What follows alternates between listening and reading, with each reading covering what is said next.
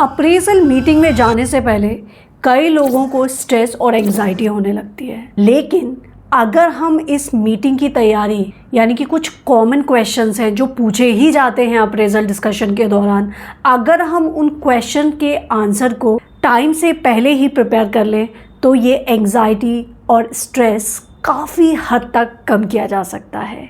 Hello everyone, मैं coach Vandana Dubey आप सभी लोगों का स्वागत करती हूँ अपने इस यूट्यूब चैनल में। आज के इस वीडियो में हम 10 ऐसे क्वेश्चंस के बारे में बात करेंगे जो अप्रेजल डिस्कशन के दौरान कॉमनली पूछे जाते हैं। तो चलिए बिना कोई टाइम वेस्ट के question number 1, what are your biggest accomplishments this year. अगर आपने अकम्पलिशमेंट किए हैं तो उनकी आप लिस्ट रेडी रखिए जिससे डिस्कशन के दौरान आप कॉन्फिडेंटली उन अकम्पलिशमेंट को बता पाएँ। इन केस अगर आपका ऐसा कोई बड़ा अकम्पलिशमेंट नहीं है तो आप कुछ चीज़ें बता सकते हैं, जैसे कि पॉइंट नंबर ए, अगर आपने किसी समय कोई अच्छा काम किया था, उस काम के रिकॉग्निशन में किसी ने आपको मेल में कुछ अच्छा मैसेज या आपके कलीग से या आपके क्लाइंट से या किसी सुपरवाइज़र से ही आपको अच्छा फीडबैक ईमेल में मिला है तो आप एज एन अकम्पलिशमेंट उसको दिखा सकते हैं। पॉइंट नंबर बी, अगर आपने कोई भी यूनिक स्टाइल में अपना काम किया है किसी भी छोटे प्रोजेक्ट के दौरान या किसी भी टेम्परेरी प्रोजेक्ट के दौरान तो वो भी आप एज एन अकम्पलिशमेंट शो कर सकते हैं अपनी मीटिंग के दौरान। पॉइंट नंबर सी, अगर आपने कोई नई टेक्नोलॉजी सीखी है और आपने उसका एक डॉक्यूमेंट बनाया है या जो बाद में लोगों के यूज़ में आ रही है, लोग उस डॉक्यूमेंट से उस नई टेक्नोलॉजी के बारे में सीख रहे हैं तो वो भी आप एज एन अकम्पलिशमेंट शो कर सकते हैं मीटिंग के दौरान। और कभी भी आप ये नहीं बोलिए कि आपने कुछ नहीं किया है, भले ही आप बेंच पर रहे हो या आपको कोई भी प्रोजेक्ट असाइन नहीं था, अगर असाइन था उसमें कोई सिग्निफिकेंट टास्क या प्रोजेक्ट वर्क आपके अंडर में नहीं आया, लेकिन नेवर एवर से कि मैंने कोई काम नहीं किया या मैंने कोई अकम्पलिशमेंट हासिल नहीं किया। ये बहुत ही निगेटिव इम्पैक्ट डालता है। हमेशा लिस्ट को रेडी रखिए और जब आपसे इस मीटिंग के दौरान पूछा जाए तो उस लिस्ट के बेसिस पे आप अपने अकम्पलिशमेंट गिना सकें। Question number 2, what accomplishment did you set for your self last year and how well you achieve them. जब भी आपको प्रोजेक्ट असाइन होता है तो उस प्रोजेक्ट असाइनमेंट के दौरान पे आपके कुछ प्रोफेशनल गोल्स रेडी किए जाते हैं, उन आपको असाइन किए जाते हैं। तो वो असाइनमेंट के टाइम से लेके अब तक आपने इस इंटरवल में क्या क्या गोल्स अचीव कर लिए हैं उनकी लिस्ट, और आप ये भी बता सकते हैं कि आपका लर्निंग कर्व उन गोल को अचीव करने में कैसा रहा है, वो भी एज एन अकम्पलिशमेंट आप बता सकते हैं।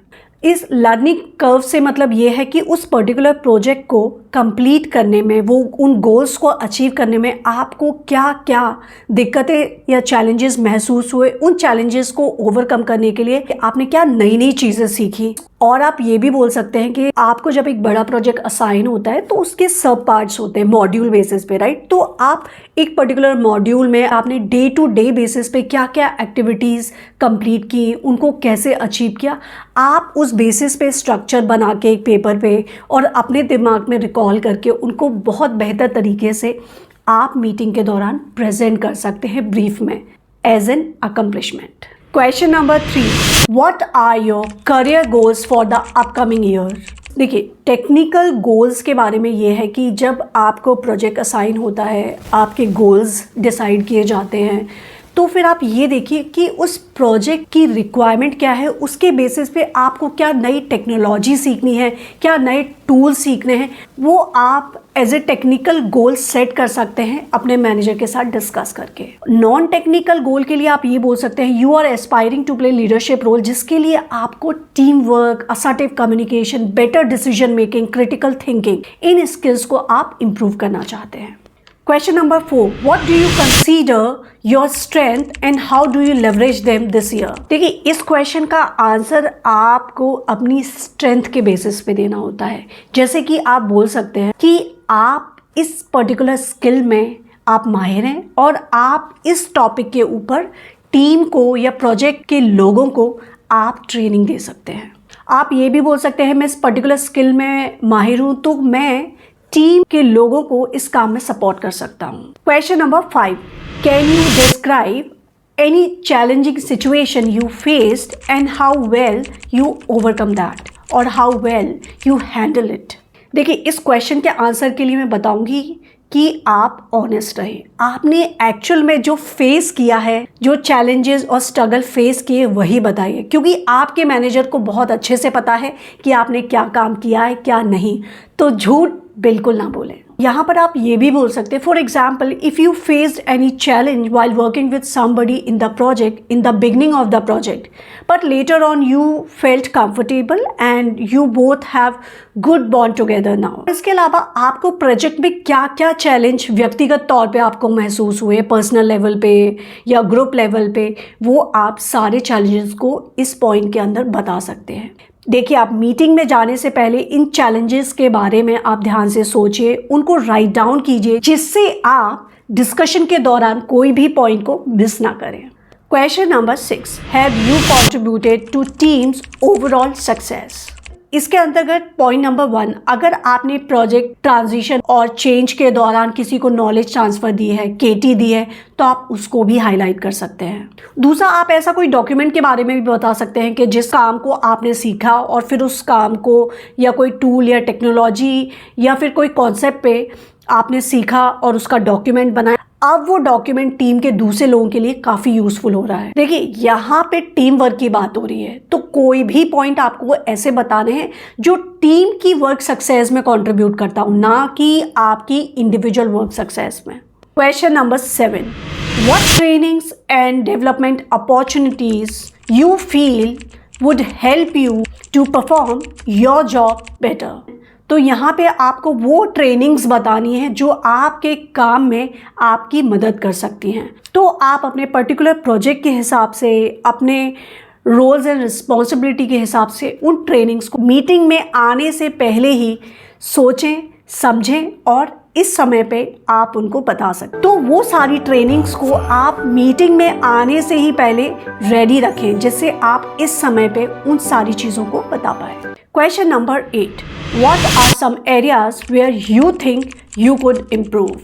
आंसर शुरू करने से पहले मैं बोलूँगी कि यहाँ पर आप झूठ ना बोलें। यहाँ पर ये क्वेश्चन पूछने का मतलब ये है कि वो जानना चाहते हैं कि आपको अपने इम्प्रूवमेंट एरियाज़ पता है या नहीं भी। तो यहाँ पे आपको अपनी कमियों के बारे में बताना है। उन कमियों को ऐसे बताना है कि वो कमियाँ हैं भी, लेकिन आप उन पे काम कर रहे हैं और फ्यूचर में वो कमियाँ दूर हो जाएंगी। इसका एग्जाम्पल कुछ भी हो सकता है। फॉर एग्जाम्पल, बहुत सिंपल सा एग्जाम्पल है, जैसे कि आप ऑफिस डेली लेट पहुंचते हैं, तो आप उनको बता सकते हैं, इस पर्टिकुलर रीज़न की वजह से मैं ऑफिस लेट पहुंचता हूं, लेकिन मैं इस पर ये काम कर रहा हूं, जिससे आने वाले टाइम में मैं इस पे इम्प्रूव करने वाला हूं और मैं जल्दी पहुंच जाऊंगा। Question number 9, what feedback do you have for the company और हाउ कैन वी इम्प्रूव। पहली बात तो आप यहाँ पॉलिसीज़ के बारे में बात कर सकते हैं कि जो पॉलिसीज़ आपको ऐसा लगता है कि उनमें जेन्युइनली सुधार होना चाहिए, तो आप उनको बारे में यहाँ पर बता सकते हैं। लेकिन यहाँ पे आपको क्रिटिसाइज़ नहीं करना है, आपको जस्ट टू द पॉइंट उस चीज़ को हाईलाइट करके बताना है। और जैसे प्रोजेक्ट में है, कोई काम या कोई आइडिया आपको अच्छा नहीं लगा, तो ऐसा नहीं है कि आप उसके बारे में, उससे जुड़े लोगों की आपने बुराइयां करना शुरू कर दी। नहीं, आपको बस एक हिंट देनी होती है कि इस काम को या इस आइडिया को ऐसे नहीं वैसे भी किया जा सकता है, जो ज़्यादा बेटर हो सकता था। और इधर पे आंसर आपको ऐसे देना चाहिए जो पॉजिटिव साउंड हो, नेगेटिव बिल्कुल भी ना साउंड हो। अगर बहुत नेगेटिव पॉइंट है, जेन्युइनली आपको ऐसा लगता है नहीं इसको तो नेगेटिवली ही बोलना पड़ेगा, there is no way कि you could express it in a positive way. I would suggest you कि आप assertively बोलें, assertive communication का इस्तेमाल करके। हालांकि वो नेगेटिव भी होगा, लेकिन बहुत नेगेटिव ना लगे। अगर आपको assertive communication के ऊपर वीडियो देखना है, तो उसकी लिंक मैंने डिस्क्रिप्शन में दी हुई है। assertive communication की वीडियो को देखना ना भूलिए। Question number 10. Do you have any questions or concerns that you would like to discuss? अगर आपके पास कोई क्वेश्चंस या कंसर्न्स नहीं हैं, तो भी मैं आपसे बोलूँगी कि आस्क अ क्वेश्चन। कुछ ना बोलना बहुत गलत इंप्रेशन देता है। कुछ नहीं है तो आप यही क्वेश्चन पूछ सकते हैं कि इस प्रोजेक्ट में जिसमें मैं काम कर रहा हूँ, उसका 6 से 9 महीने में क्या स्कोप है। या फिर आप ये भी पूछ सकते हैं कि आज से 6 महीने बाद इस प्रोजेक्ट में मेरे रोल के हिसाब से मुझे क्या क्या एक्टिविटीज़ करनी पड़ेंगी। या क्या क्या सर्टिफिकेशन रिक्वायर्ड होंगे, क्या नॉलेज या इन्फॉर्मेशन मुझे पहले से ही गैदर करके रखनी पड़े। ये आपकी प्रोएक्टिवनेस क्वालिटी को डिमॉन्स्ट्रेट करता है। तो ये थे 10 कॉमन क्वेश्चंस जो मोस्टली अप्रेजल मीटिंग्स के दौरान डिस्कस किए जाते हैं। आई होप ये क्वेश्चन आंसर आपको बहुत हेल्प करेंगे। I wish you a good luck for your appraisal discussion meeting. और यहाँ वीडियो के ख़त्म होने से पहले मैं आपको बोलूँगी, मैंने एक डेडिकेटेड वीडियो बनाया कि क्या पॉइंट्स आपको टेकन केयर करने चाहिए, कंसीडर करने चाहिए before going to appraisal discussion meeting. So this is coach Vandana Dubey signing out. Until we meet again in the next video, till then, bye bye.